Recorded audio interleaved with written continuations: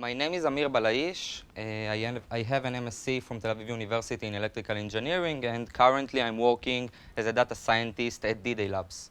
A sentence about D-Day Labs: we are a startup providing a platform for big companies so they can manage their data not based on file, but based on content. So today I'm going to talk about attention models for deep network. And the best way I thought I can introduce the topic of attention models is through a 1-minute video. I assume some of you will be familiar with, but it's a good opening anyway. So let's see it.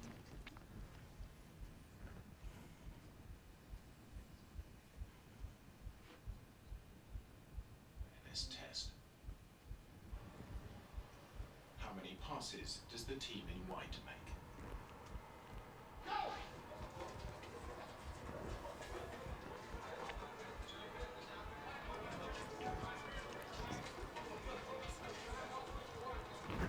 היינו צריכים לכבות את האורות. כן, just a second. Yeah, just a second. The answer is 30. Yeah, that spoiled it a little bit. Now at the front.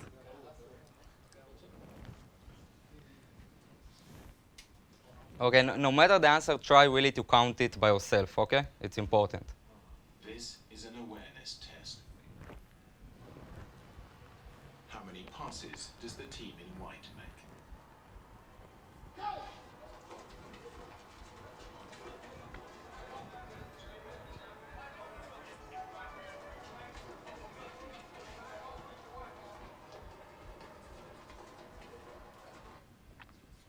The answer is 13.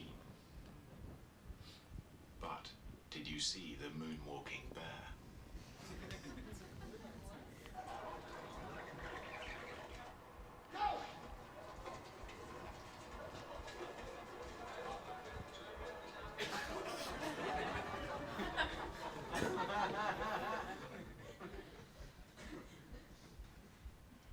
Just a second. Okay, so I assume that those of you who didn't familiar with this video didn't see the bear in the picture. And the reason is that basically the brain's selective attention is our ability to focus on part of the input, which is only relevant to the current task we are trying to perform. Today I'm going to talk about why and how the brain's selective attention is relevant to deep learning. I'm going to explain the motivation about why to implement the model. And I'm going to present two different tasks using attention models. The first will be image caption generation, in which I will use in order to explain the difference between the soft and the hard attention. And the second will be text classification. For both, I'm going to explain the concept, the implementation, and provide some results. So how basically it's relevant to machine learning? Let's say that we want to train some classifiers, so we can get many images as an input, and for each image we want to predict which animal appear in that picture. So we have this huge network of deep network with so many layers, the convolutional layer and the fully connected layers, and finally the softmax. And what we are doing today is kind of processing that image through all those networks from the beginning to the end. And that makes sense if we have an image that most of the pixels are really the object we are trying to predict. But for example, in that case, when the object we are trying to predict is that bird here, which is basically something like 100th of the entire image, it's kind of, we have a feeling that we can do it much better if we will be able to just focus on the parts in the image that are really the object which is relevant to the task we are trying to perform. So what is the motivation? First, accuracy. We assume if we will be able to just focus on part of the image which is relevant, we can gain more accuracy. We will see if this assumption is true. Second, if we can only process part of the input and not all the input, we can gain more memory efficiency and speed. Fourth is our ability to interpret and visualize the model functionality. And that's important because then we can see what really the model was doing at any prediction, and we can observe the false predictions and to understand what's going on inside of that model. And last, in text specifically, we have the random access memory, in which if we can just take the relevant words or the relevant parts from the text so we can process much longer sentences and get better results. And of course, the combination of all the above. So where can we use attention models? Basically everywhere. I divided the task to 4 different tasks. The first will be one-to-one. For example, image classification, when we have a single input and a single output, which is the class.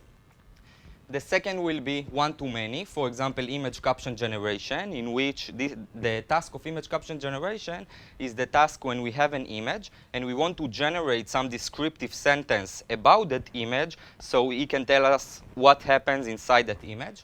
And we have a single input, which is the image, and multiple outputs, which are the words constructing that sentence. We have many-to-one, for example, documents classification, when we have different words as an input and one class as an output, and many-to-many translation, when we have different words as an input and different words as an output, which is the translated sentence. So now I'm going to start talking about the image caption generation. So as I just mentioned, image caption generation is the task when we are generating some descriptive sentence which should describe what's happening inside an image.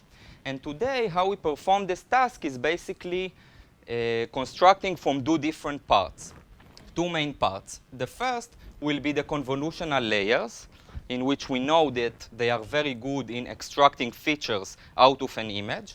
And the output of that layers will be some representation vector or featured vector, which we will be used later and pass it to the next step.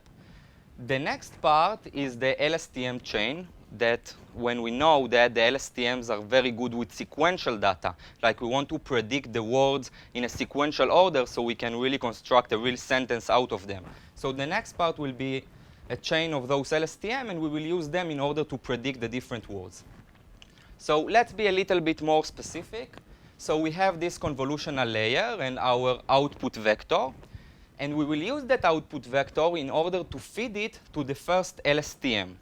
We will use the first LSTM and generate the hidden state. That's the first state.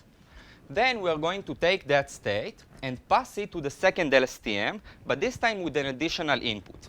The additional input is a first word, which in that case is a special token, indicating to the model that the next word you need to predict is actually the first word in the sentence. So we have these 2 inputs, and we are going to generate or to calculate 2 different outputs. The first is just to update the LSTM state, so we can later pass it on to the next one. And the second will be to calculate the probability distribution over the entire vocabulary we have trained on. And out of that probability distribution over vocabulary, we are going to take the word which get the highest probability, and that will be our first word in the sentence. How we calculate the probability distribution is just a fully connected layer and applying some softmax on top of it. So now we are going to move to the next LSTM, and now our inputs is the word we have just predicted and the last LSTM state. And we are going to repeat that process. We are going to calculate again to update the LSTM state and to calculate some probability distribution over vocabulary, from which we are going to now sample the second word in the sentence. And we will repeat that process until a special token is generated, which indicates that end of sentence. But actually, we have 2 main flaws with that model. The first one is that we only get to see the input just once. And we kind of hoping that this input is going to propagate through all that LSTM chain. So it will pass the information on. And it will be cooler if we will be able to just look at the input more than once. And we know when we are trying to perform this task, so sometimes we are describing the background, and sometimes we're describing the object and the operation, and we are looking at different parts in the input more than once. So we really want to see it more in that model. The second flaw is that we kind of treating all the pixels as equally important. And while we are predicting different words, we are actually accessing to different parts of that image, sometimes the background, sometimes the object. And just to take the whole image as use it as a one vector, it's not a very smart thing to do. So in order to solve those problems, in 2015 a new paper was presented called Show, Attend, and Tell. And in that paper, they implement the concept of attention to this task of image caption generation. And the way they did it, it was now, instead of just taking the last vector, which is the featured vector, and use it as an input to the second part, the LSTM, they are now going to use the output of one of the earlier layers, which is just the output of the convolutional layer itself. And now, instead of having one single representation vector, we have a grid matrix, which is the output of one of the convolutional layers, in which each element is correlated or corresponds to a part in the image, because that's what the convolution does. So now we are going to use that matrix instead of the previous vector, and to feed it to the first LSTM. So we are going to feed it to the first LSTM. We are going to calculate some hidden state to pass it on. And now, instead of just calculating the probability distribution over vocabulary in order to predict the next word, we are going to calculate another thing. We will calculate the probability distribution over allocations, or over the L elements in that matrix, which again, each element is correlated to some part in the image. So we are going to calculate this probability distribution over location, but basically what we are having is which elements or which parts in the image are more important than others, not as entire or for the general task, just in order to predict the next word. So we are going to have this distribution, and we are going to multiply it with this matrix. And now we are going to feed a weighted matrix, which really observing the parts which are relevant to predicting the next word. And we are going to add it as a new input to the next state, to the next LSTM. Now we have 3 inputs, and we are going to repeat this process. We will update the LSTM state. We will calculate the probability distribution over vocabulary to get our first word in the sentence. And we are going to calculate again the probability distribution over allocation, which now can be different, because now we are going to predict the next word. So we are going to repeat this process until a special token is generated, indicating that end of sentence. So when I talked about the motivation, I said that one of the motivations was memory efficiency and speed. But when we are observing this model, we kind of see that we only add more calculations. We didn't save any.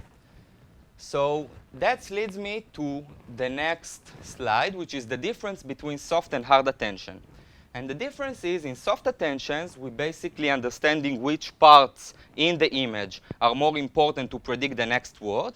And then we just weight the input and pass it on. We don't extracting any information from that input. We just tell the model where to look now. And that will be soft attention. In hard attention, we are going to understand which one of the parts in the image or in the pixels are more important, and to use only those parts and get rid from the rest. So if we are being a little bit more specific, we have this probability matrix corresponding to the input matrix, and we are going in soft attention just to multiply each element correspondingly. And with hard attention, what they did in the paper, they just took a single element out of that matrix, which got the highest importance. One thing to mention about hard attention is, because of that, this operation of taking just one element, which has the highest importance, is not differentiable anymore, and you cannot back-propagate it with gradient descent.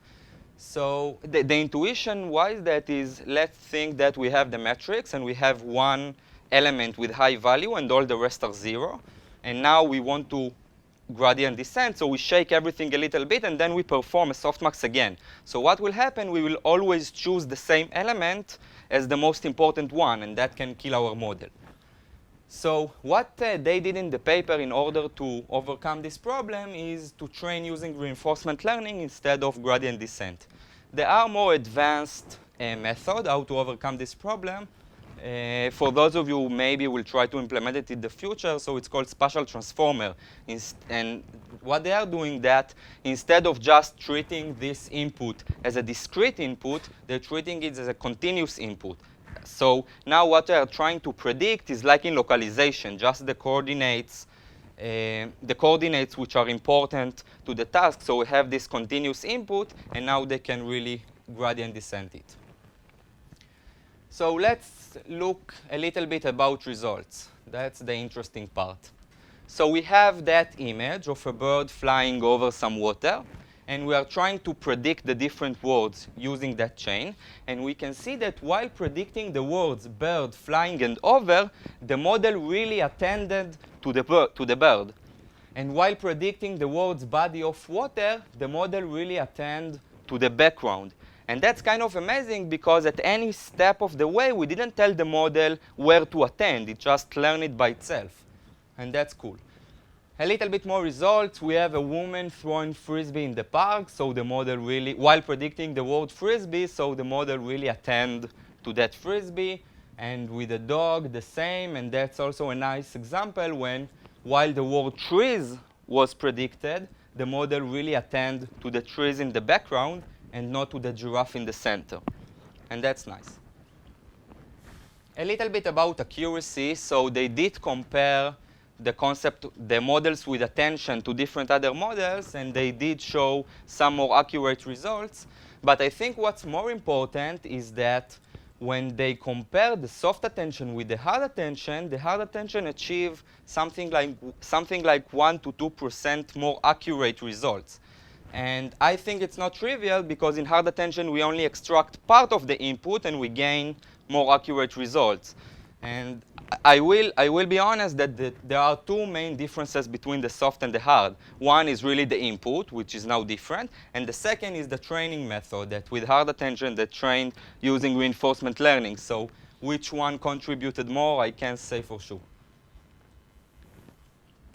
So basically what we have gained from adding the attention layer, first we saw improvement in accuracy, memory and speed for hard attention only, and we can see, we get visualization of the model, we can just observe what the model is really doing at any step. So let's move a little bit to NLP. Maybe I will take one question before I move to NLP. OK. So let's go to NLP. So now I'm going to talk about document classification and to see how we can implement that concept of attention to text also and not only to images. And it looks a bit scary. And the model I chose to describe here is hierarchical network. And in hierarchical network, we break the text into different sentences and different words. Each sentences we break to different words. And we build this hierarchical structure when we have the first part, which is the encoder of the sentences encoder. So we have all the words, and we want to encode all these words to a one representation vector to that sentence. And the way we are doing that is using the same LSTM's chain. So we are kind of feeding each word sequentially through this LSTM. And in each word we are feeding, we are updating the LSTM's chain, the LSTM state. Then we are going to use this representation vector of each sentence. We're repeating this process for each sentence. And we are going to feed it to the second encoder. And again, just propagate all those sentences sequentially through the LSTM's chain. The output we use in that case for the representation is the final state of that LSTM. And again, we are doing that with the sentences. Some details about the model. The embedding we used was glove embedding. And we use a bidirectional LSTM, so we can learn not just from previous word in the sentence. We can get the concept not just from previous words, but from later words. So when we look at that model, we again saw two main flaws. Well, when I say flaws, it's not like that model is not working. It is, but we can just do it better. So the main two problems is that first, we only using the last LSTM state, while we can actually use more of those states we are generating. So we kind of hope that the entire information of the sentence from the different words will propagate through all this LSTM's chain until the last output. And that's maybe true from some short sentences, but you can see when you get to sentences with something like 30 words and more, the performance decreases exponentially. The second problem is that, again, we're kind of treating all the words as equally important. We don't tell the model, or we don't apply some layer which need to understand which of the words are more important than the other. And that leads me to a paper that was presented in 2016 called Hierarchical Attention Network for Document Classification, and in which they actually implemented two different things. First, they took all of the LSTM states instead of just the last one. And second, they add an attention layer, and that is the main core of the paper. They add an attention layer. So they are taking all of those states, the LSTM states, and they applied some fully connected layer on top of them. And then this fully connected layer, they are going to update the weights during training. And then they apply some softmax just in order to understand which of the states or which of the words in the sentence are more important, not to represent the sentence, but in order to predict the right class for the general task we are trying to perform. So we are going to repeat this process one for words and then for the sentences. And in that way, we are going to get which of the words were more important in order to predict the final class. For example, if a review is negative or positive. Okay, so which of the words were more important, and then which of the sentences were more important in order to make the prediction. So I was asked to show some code. I'm going to overview it really briefly. We are building this hierarchical model, but the layer we need to implement in order to add the attention layer is this one, the attention with concept. And the way to implement this was done using Keras, is to inherit from some layer, and we need to implement some functions. We have the init for the initialization. The build function, I erased those lines so I can squeeze it in a slide. But in the build, we need to define the weights we want to update during training. And the call function, which is the core of what we are trying to achieve, and that's really implementing those equations. So we have the inputs x, which are the states, and the w we are updating. We applied some activation on top of it, the Tanges age. And we have the softmax, and then we weight the vector. So it was a lot of details. Let's look a little bit about the results, and it will make it clearer. So that result is on the Yelp 2013 dataset, which is basically reviews of users on different businesses. That specifically is on restaurants. And what we are seeing in that result is that the word marked in blue are marked in the model as more important in order to classify whether a review is negative or positive. And the red bar in the left is the sentence's importance. Which of the sentences is more important in order to understand if the review is positive or negative.